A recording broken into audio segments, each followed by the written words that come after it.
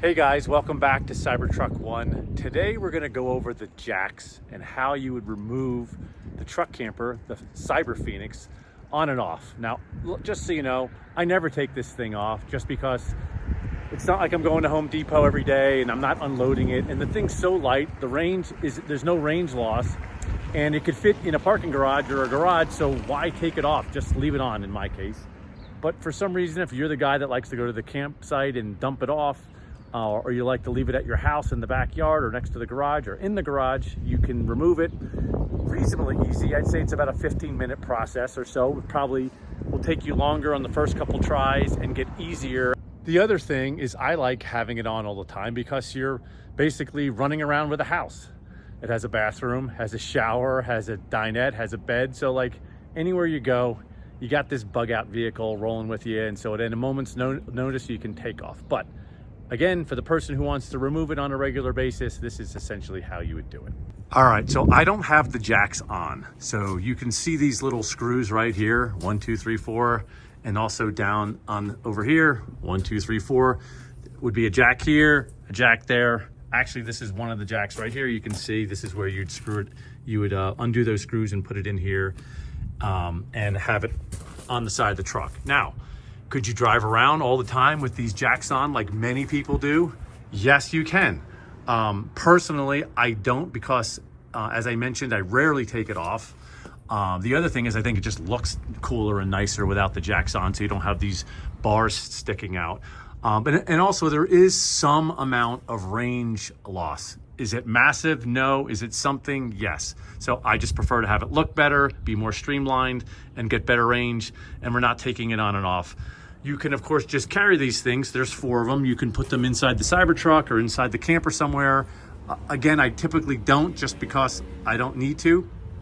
But okay, that's basically how I roll. Let's see how you put this thing on and off. Because if you notice, the other big thing about the truck camper setup is that there's normally you see tie downs. On most truck campers, you'll see cables coming down. Either they'll hook directly to the truck or there'll be a bar that comes out here, and there's these things called fast guns or just a turnbuckle. Well, we have something like that, except it's hidden and it looks really nice. So let's go see what that is. So we're doing a little work in here, so excuse the mess, putting in a couple extra. This is my camper, so I'm just adding a few things or throwing in a couple extra USB things. But if you were buying one of these and you wanted them there, or again, everything in this camper is, for the most part, you can upgrade and change your features when you talk to the guys at Phoenix pop-up truck campers. But anyhow, so how did we do this? How did they do this? And check this out. There's an L-track that runs all the way from the front of the bed all the way to the back by the tailgate. And this is like this on both sides. This L-track is used in the airline industry for strapping things down. Not really commercial airline, but for transport and even in the military. Anyway, there's all different types of accessories that you can clamp on. Actually, it's hard to see right here, but right here is a flag mount that I have to the L-track. But in our case, what we have here is we have a very strong bracketing system on the camper, and we have basically ratchet straps that run to the L-track in either direction, right? One runs holding it so the camper can't slide back, and one holds it to the camper so it can't slide forward. And so this essentially keeps it, and of course, we have one of these on this side, and this is under the bench seat and it has a cover, and so you don't even know it's here. But essentially, you would open this up, undo these straps, and disconnect the hook, and that's it. You're disconnected, and then you go outside and you use the jacks accordingly. And so how do you do that? I of course have videos for this, but this is the top of the jack. This has a little, you take your drill with a little adapter, put it on here, run the drill, spin this thing, it goes up and down, raises the camper. And you do this equally. You go around the camper lifting. It essentially is level as you can. It doesn't have to be perfect, but you get the idea. You lift the camper up, it's off the jacks lifted up, it gets it off the bed of the truck. You've already disconnected from the inside, and you essentially just drive out. And then in reverse, you do the same thing. You back in under the camper, lower the camper down, tighten the straps, and you're good to go. Of course, when you do that, you want to make sure you disconnect.